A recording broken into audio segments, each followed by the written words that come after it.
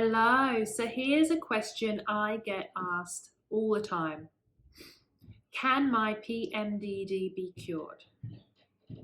Simply, it really depends on what's going on, what's driving it. And PMDD is much more complex than PMS because it can have so many different drivers. With PMS, it could just be low progesterone due to trauma, due to stress, due to the oral contraceptive pill. So we need to work on your hormonal balance. We need to support your body to start producing the right hormones. With PMDD, the etiology, the trigger, the cause could be a lot of different things. And what we see with PMDD is there could be genetic links, okay? So these are methylation issues that mean that you have issues supporting neurotransmitters, you have maybe issues with estrogen metabolism, maybe issues with progesterone metabolism. So these are genetic issues that could lie at the cause of your PMDD. Estrogen metabolism is also a big one. That could be due to gut, liver, gallbladder. Maybe you've had your gallbladder out. Maybe you suffer from MTHFR, because that can make it a lot more difficult as well. Brain-derived neurotropic factor. This is a biggie. And for many women, this is low, and this can also be a genetic issue as well. BDNF, which I've written about before in terms of your cyclic mood symptoms, supports women during the luteal phase in terms of their cyclic moods. And if this is the trigger or the etiology or the cause for your PMDD, then we know we need to work on that, and that could be tricky if it's genetic. A history of trauma. So there is some science and there is some evidence, that PMDD is triggered by past trauma. And we know this is true for a number of women who suffer from PMDD. It might not be you and it might not be everybody, but trauma is a biggie. So if it is trauma, we know you need to work on somatic healing. We know we need to work on the HPA axis. We know we need to work on stress and the nervous system. Maybe it's inflammation. Inflammation has a massive impact on your mood, your immune system. So there is a link between inflammation, the immune system, and depression. So maybe this is a trigger. Maybe in your luteal phase, inflammation is rising. And that needs to be got under control before the PMDD can be improved. The stress response, which I talked about, maybe your stress response is your resilience, the same as the next woman, you know, the resilience of your stress response. And also what we've seen is there is an alteration in brain structure and function. Okay, so there is a difference in the brain. We know how hormones impact the brain. There's a huge impact of hormones on the brain. Progesterone actually increases your grey matter and your brain volume. It's very calming for the brain and very healing. So we know there is a change in brain structure and function. If this is the case, it's really tricky because we need to then work backwards. How can we alter this? How can we improve this? What do we need to do for these women? So we can see it's different.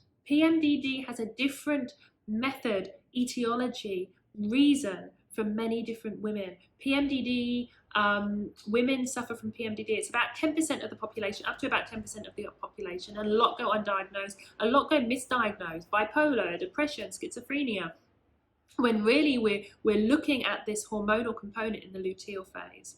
So in terms of can PMDD be cured?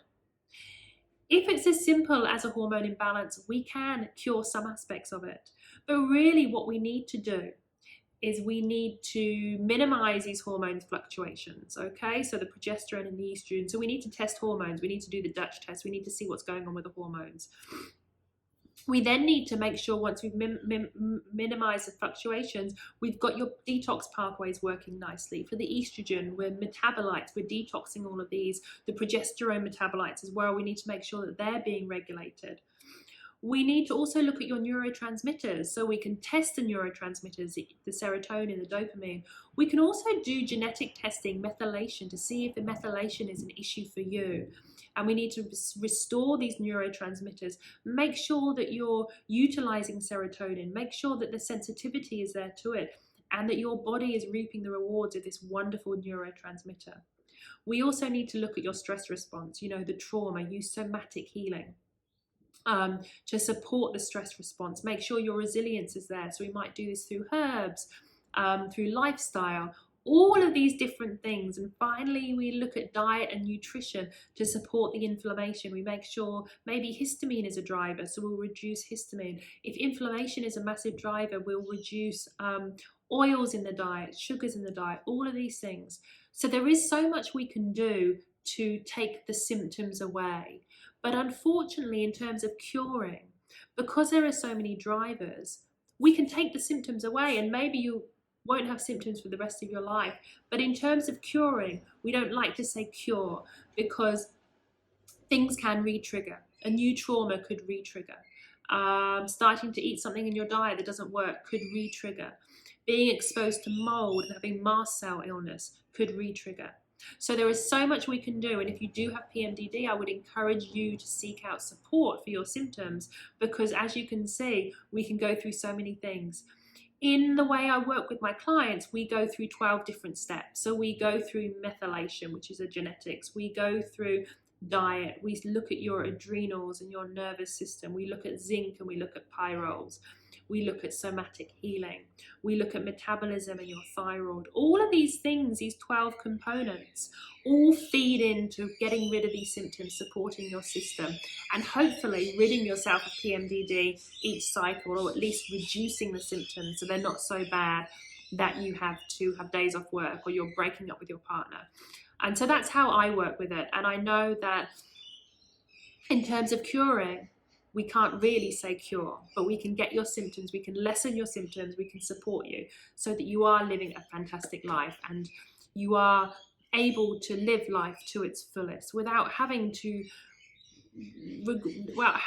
regret these 2 weeks that you spend in bed, or having to just being so down and depleted about your menstrual cycle and about the luteal phase. So there are lots of things to do. So I encourage you to get help and get support, because even if it can't be cured, you can still get rid of your symptoms, improve your own symptoms, lessen your symptoms, and live a full life.